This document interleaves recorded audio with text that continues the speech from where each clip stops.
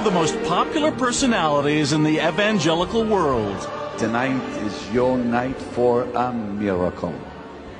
And one of the most controversial, and whether he's on his daily TV show. Someone has just been healed of cancer, stomach cancer. Receive the fire of the Holy Ghost. Fire on you in Jesus' mighty name. Or whether he's preaching at the live crusades that attract millions around the world, one thing is sure. Substance. Benny Hinn is never dull. Substance. The tumor fell to the platform. I mean, it fell to the platform. We saw it was something else, and it broke in pieces as it hit the stage. But I believe certain demons have come into America through this new groups of people coming in from Haiti and from all these countries, bringing their devils with them.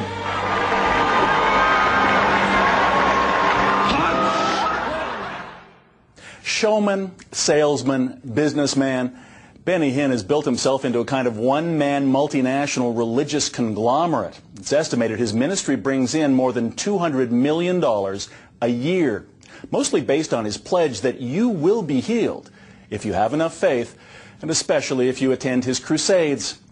4 years ago, we took our hidden cameras inside Benny Hinn's organization. Tonight, we'll tell you what's happened to him since. But our story isn't only about the man who promises miracles, but also about a remarkable little girl who is looking for one.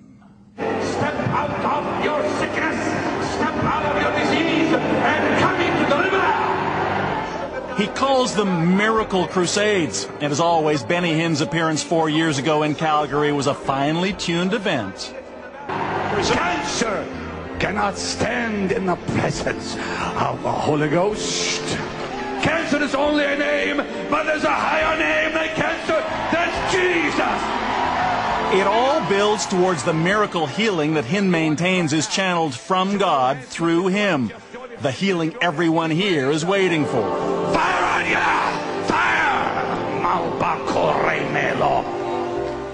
What you see on TV are the lucky ones allowed up on stage. But we found out how those people who actually meet Benny Hinn are chosen. We interviewed a man who saw those miracle crusades firsthand as one of Pastor Benny's security detail. He agreed to talk with us if we disguised his identity. We called him Andrew. How do they pick the ones they want to go on stage at that point? They have staff members that go through and give them a quick interview. And they'll ask them, what's wrong with you? Oh, I've had rheumatoid arthritis of my left shoulder. I can't lift it. All of a sudden, can you lift your shoulder? Because if you can't lift your shoulder, you can't go on stage. According to Andrew, the screening system has one purpose: to keep the truly sick or disabled away from Benny Hinn. Those people are never allowed near the stage. In our original broadcast, viewers were captivated by a mother and daughter we met in the stands at the Calgary Crusade. Janice Brulotte is a lifelong believer whose 8-year-old Grace couldn't walk because of a severe neuromuscular disorder. I said, honey, we could stay up here because you know what? I said, Jesus is up here. And she said, no, Mommy. She said, I'd like to go down and see if Benny Hinn could pray for me. I said, are you sure? She said, yes, Mommy. Hoping for their miracle, they tried to make their way towards the stage, but they were intercepted by Hinn screeners, who ordered them to sit down. Grace and I moved over to the side. We sat and waited, and Grace asked me if I could help her to try and walk. And that was kind of her faith in action.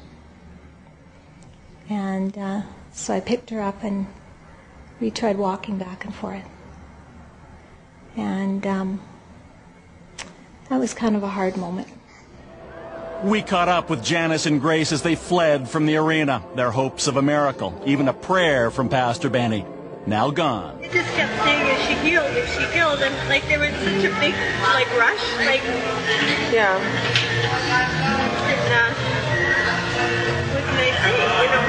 She just wanted him to pray for her.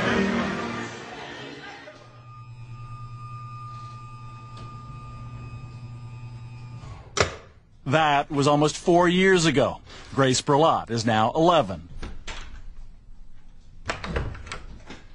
She didn't get her miracle from Pastor Benny that night, and she still can't walk.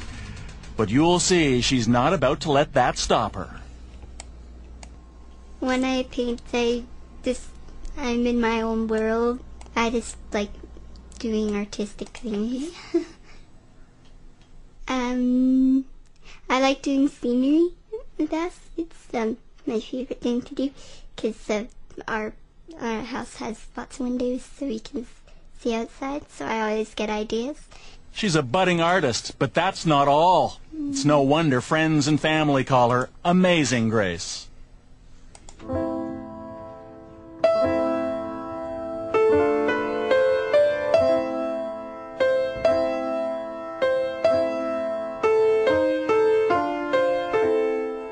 In addition to not being able to walk on her own, Grace still has stiff joints and weak muscles. She's got little mobility in her hands, but with a bit of help, she can play the piano. And not just any tune. This is Tchaikovsky.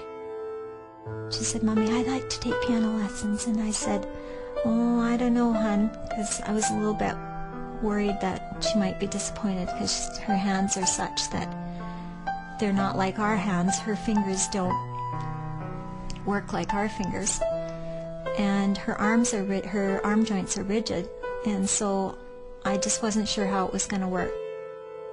It works beautifully. Today, Grace is at the Fernie Fellowship Baptist Church, where she lives in Fernie, British Columbia.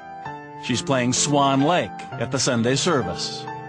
And I was sitting listening to her, and she played it so beautifully, and she put her whole, like I say, her whole body and her whole heart into it, and it just epitomized who she was. You know, a little swan who was gray and seemingly ugly and not very popular with the flock, and little ugly duckling developed into a beautiful white swan and was loved and accepted by everyone after that.